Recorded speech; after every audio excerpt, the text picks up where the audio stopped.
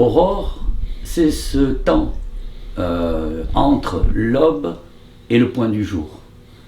Aurore, c'est ce moment où la lumière va nous permettre d'attaquer une nouvelle journée. Eh bien, je suis tombé tout à l'heure sur ce qui pourrait être un faire-part de naissance, très joli faire-part de naissance, qui porte le prénom d'Aurore. En fait, c'est pas la naissance d'un enfant, mais bien la naissance d'un ouvrage dont Catherine et Claude êtes les heureux parents. Je voudrais donc en savoir un petit peu plus sur l'origine de ce projet. Pourquoi a-t-il été imaginé et comment il a été réalisé? Donc Claude, si vous pouvez nous parler d'Aurore. Alors Aurore, c'est un livre. C'est un livre qui fait partie d'un projet plus vaste qui s'appelle Alba. Le projet Alba, c'est d'une part la création d'un livre pour enfants, mais également un livre d'art accessible à tous, voyants, non-voyants, et toute personne intéressée par l'image et l'écriture. C'est un petit peu pour cela que nous avons choisi avec Catherine Doroshenko ce prénom comme titre de notre livre et le prénom de notre héroïne. Notre héroïne, une jeune concertiste violoniste, non-voyante, qui va tout au long de ce livre vivre des aventures, des scènes de vie. On va la voir rencontrer son chien guide, qui va venir lui rompre cette solitude dans laquelle elle était. Puis par la suite, on la voit dans la vie de tous les jours, elle va aller au musée, rencontrer un jeune homme. Alors si j'ai bien compris, il y a une trame dans ce livre, mais rien n'est écrit. Cela laisse à consultant, je n'ose pas dire le lecteur de ce livre, toute l'imagination requise pour imaginer plusieurs histoires à l'intérieur de cette histoire. Tout à fait. C'est d'ailleurs la deuxième partie du projet Alba, c'est-à-dire des ateliers d'écriture créative que nous allons mener aussi bien dans des écoles spécialisées ou non spécialisées et aussi à l'hôpital. Ce projet concerne dans un premier temps la région PACA et également la Corse. Et nous pensons l'étendre par la suite, comme nous l'avons fait avec notre précédent ouvrage, Le Petit Prince, l'étendre à l'international. Cet ouvrage, puisqu'il est accessible aux voyants, il a nécessité de faire des illustrations. Et donc à Catherine Doroshenko, maintenant que je m'adresse, pour qu'on nous explique comment elle a pu imaginer un visage à Aurore et comment elle a pu faire naître en fait, ces illustrations qui comportent toutes les scènes qui viennent nous être présentées. Eh bien moi, je dirais que ma technique d'illustratrice, c'est de crayonner tout le temps, souvent, et à partir de ces croquis, les perfectionner et me remettre dans mon état d'enfance quand moi-même j'étais tellement passionnée par mes livres et j'aimais beaucoup regarder toutes ces illustrations, j'aimais qu'il y ait beaucoup de couleurs, j'aimais qu'il y ait une infinité de détails et j'apprenais presque ces images par cœur. Toujours je retrouvais de nouvelles choses à regarder et c'est comme ça que je conçois mes illustrations. Vous pouvez nous montrer un petit peu comment vous procédez ? Voilà, par exemple là on a, comme Claude en a parlé, la rencontre entre Aurore et Amadeus. Alors voilà, c'est un croquis très succinct. Qui est Amadeus? Amadeus est le chien guide d'Aurore et il va permettre que Aurore sorte de son univers, il va emmener Aurore au dehors en quelque sorte. Donc voilà un petit croquis très très rapide. Et après ça, je peux faire moi-même des pauses avec ma perche, tout simplement, ma perche à selfie. Et donc voilà, on me voit là en train d'étreindre violemment un oreiller. Et c'est donc, je suis Aurore et c'est Amadeus. Et cette image, je l'ai voulu très chargée d'affectif parce que c'est une rencontre forte dans la vie d'Aurore. Et c'est un coup de foudre aussi entre Amadeus qui va se mettre à aimer Aurore et Aurore qui va aimer Amadeus. Alors donc à partir de là, quand j'ai fait mes photos, je peux faire d'autres recherches complémentaires et j'arrive à un croquis beaucoup plus fini, presque définitif. Et le voilà, le dernier. Et là, quand je vous parlais de détails, ben voilà, je peux faire des recherches sur les tissus, sur toutes sortes de choses. Et là, on voit que Amadeus porte quelque chose qu'il aura tout le long du livre, c'est un petit bandana, et donc avec un petit motif cachemire. Et là, Aurore porte une marinière de marin, un vêtement très frais. Et là, dans un premier temps, j'avais imaginé qu'elle était dans sa chambre et c'était une tapisserie qui par la suite a été... je ne l'ai pas gardée. Mais comment vous partagez cette progression avec Claude?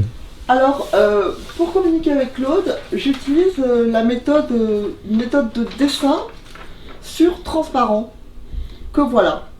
Je vais vous montrer comment on fait. Oui, s'il vous plaît. Voilà un caoutchouc, et voilà, c'est transparent. Et je vais dessiner pour Claude avec une pointe sèche. Très souvent, j'utilise un bic qui ne marche pas. Et donc, voilà, je trace. Et Claude va pouvoir sentir l'empreinte, le trait que j'ai tracé.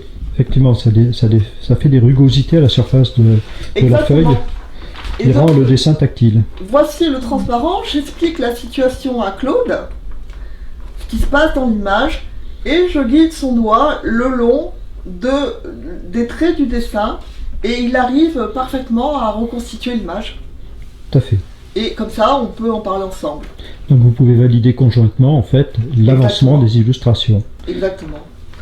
Et parce qu'il a de toute façon absolument besoin de connaître l'illustration dans tous ses détails, et je lui décris les petits détails que je n'ai pas dessinés et qui lui sont utiles, à savoir que pour surveiller plus tard le gaufrage, à savoir donc que par exemple on en arrive Aurore effectivement porte une marinière. à l'illustration finale. On pourrait la présenter un petit peu plus longtemps là.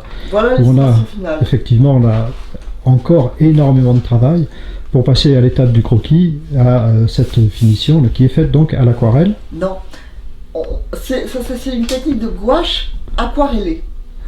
La gouache est un médium très velouté, très éclatant, très profond. Et donc cette gouache passée comme une aquarelle. Pourquoi je ne dis pas une aquarelle? C'est parce que j'ai un rajout de blanc. Le blanc est une couleur qu'on utilise en illustration pour trouver des demi-teintes. Et donc voilà, c'est une technique très translucide, mais néanmoins à base de gouache extra fine. Sur un papier arche. Oui, papier de qualité. Ensuite, pour la partie non-voyant, que se passe-t-il entre ce travail et ce qui va être accessible aux non-voyants? Eh bien, après, Claude va en parler mieux que moi, mais ces images sont... une partie de l'image est saisie par le graveur et il la gaufre. Donc, je te laisse parler de ça, Claude. Oui, on a la chance dans l'association de travailler avec René David, qui est un graveur et qui nous accompagne les aventures des éditions Garandès Arrimage depuis une vingtaine d'années. Son travail consiste à prendre les traits essentiels du dessin, de Catherine en l'occurrence, de leur donner le relief et la profondeur nécessaires pour que tactilement on puisse appréhender l'image. C'est un travail très délicat qui nécessite une grande pratique et une très bonne connaissance de la capacité tactile des non-voyants pour pouvoir arriver à lire une image.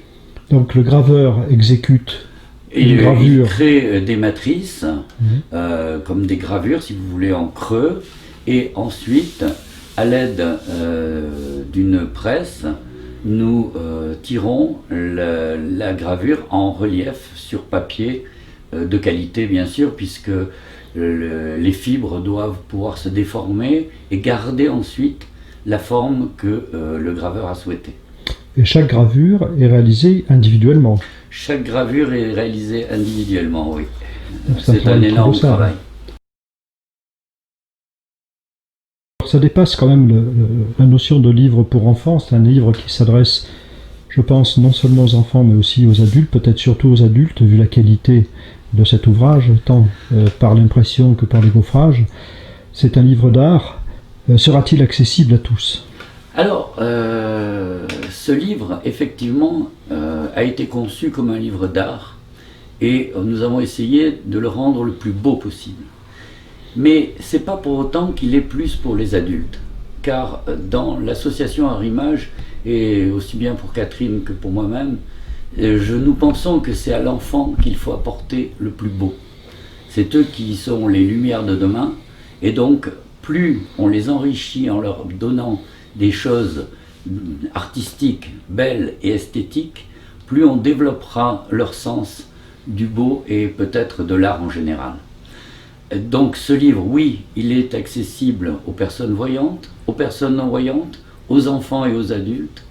Et nous avons tenu, ce qui nous a demandé un grand effort, à faire que le prix de revient de ce livre, enfin pas le prix de revient, mais le prix de vente, soit accessible au plus grand nombre. Ce livre sera commercialisé au prix de 35 €. C'est-à-dire que nous souhaitons, par l'intermédiaire de ce livre, pouvoir aussi faciliter la compréhension du handicap visuel. Ça va permettre à tous, et aux enfants en particulier, de prendre connaissance des difficultés que peut rencontrer une jeune femme aveugle, et également des joies et des bonheurs qui l'attendent. C'est faire œuvre utile pour faire évoluer les mentalités que l'on pourra retrouver à travers les histoires que chacun va pouvoir créer dans ce livre. Combien de temps cela vous a-t-il pris depuis la conception jusqu'à l'aboutissement ? Le travail qui a conduit à la naissance d'Aurore nous a pris à peu près 1 an. Ensuite, il a fallu que les imprimeurs et nous-mêmes réalisions les gaufrages. Ça a encore pris un certain temps. Et ensuite, Aurore, comme nous tous, a été victime de la pandémie et donc elle a été confinée durant le printemps et elle a décidé d'être présente au monde et au jour et à son public à partir du solstice d'été, c'est-à-dire le 21 juin. En effet, une excellente date pour la naissance de l'Aurore. Et donc cet ouvrage va être disponible. Est-ce qu'il sera disponible sur le site de l'association Arrimage ? Oui, effectivement, ce livre sera disponible sur le site de l'association Arrimage, arrimage.net, mais également nous organiserons, quand le temps nous le permettra, un lancement officiel avec une petite cérémonie dans un lieu de prédilection sur Nice. D'une part, et il y aura également une présentation dans certaines librairies et nous allons aussi essayer d'être présents sur les futurs salons du livre de notre région et également ailleurs. Et voilà le livre. Toutes ces précisions. Il était caché derrière Claude. Effectivement, il est temps de voilà. le dévoiler.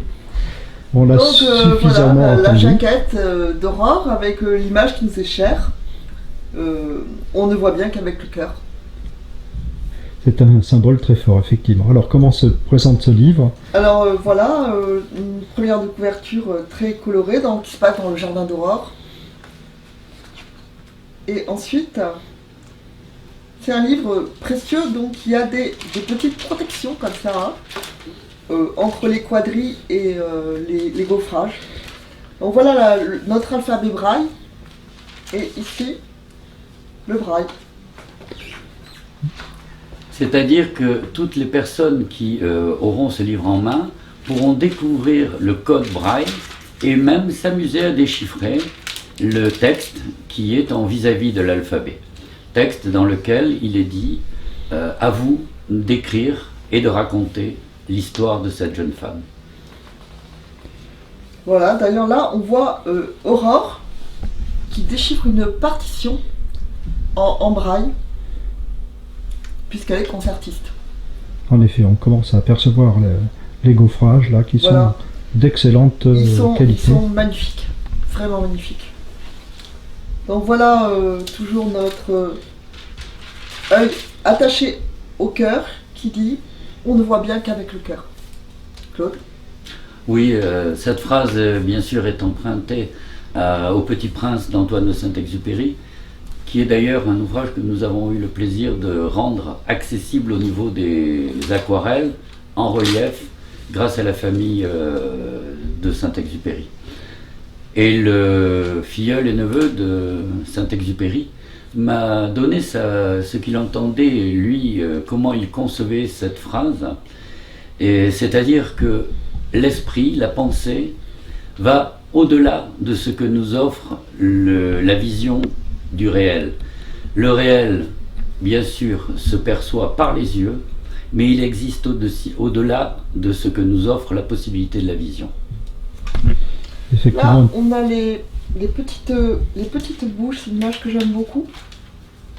Une idée qui nous est venue avec Claude. Et donc, ces petites bouches, elles vont engager l'enfant et la personne qui va probablement lire le livre avec elle à inventer l'histoire et à parler ensemble et à s'exclamer, à s'étonner. Voilà, il y a toutes sortes de petites bouches. Et voilà, le gaufrage, je l'aime beaucoup, c'est les petites bouches. On l'appelle les petites bouches. alors, on comprend très bien effectivement le vis-à-vis ici de l'illustration visible Voilà. du gaufrage qui sont Il y a tout à juste fait une petite en face à séparation face laiteuse, une petite grâce à l'astucieuse protection. reliure qui permet la mise à plat de l'ouvrage. Oui, Voilà. exactement. Et là, la première image d'Aurore. Aurore, la jeune fille triste. C'est colossal. Combien y a-t-il d'illustrations en tout dans le livre? Alors, dans le livre, il y a 12 illustrations quadrilles auxquelles sont associés 12 gaufrages. Catherine, on a très envie d'en voir une autre illustration. Est-ce que c'est possible? Alors là, c'est Aurore amoureuse que j'ai là. Donc j'ai fait ce petit croquis là en un seul jet. Et au final, j'avais mon image. J'avais mon image. Et donc voilà le transparent avec lequel j'ai pu communiquer avec Claude. Donc toujours par la même méthode. Et là, voilà l'image finale. Voilà l'image finale. Donc, Qui respire de bonheur. comment? Elle respire le bonheur, Voilà, cette image. Aurore est amoureuse. Donc après, toujours sur le comment je travaille, tout simplement ça c'est mon pull, c'est mes lunettes. Ça c'est un arbre que je connais, c'est un endroit que je connais. Et donc je pense que comme tout illustrateur, je prends beaucoup de références par rapport à moi-même. Donc Aurore c'est un peu moi, mais elle a sa propre personnalité aussi. Merci, merci Catherine.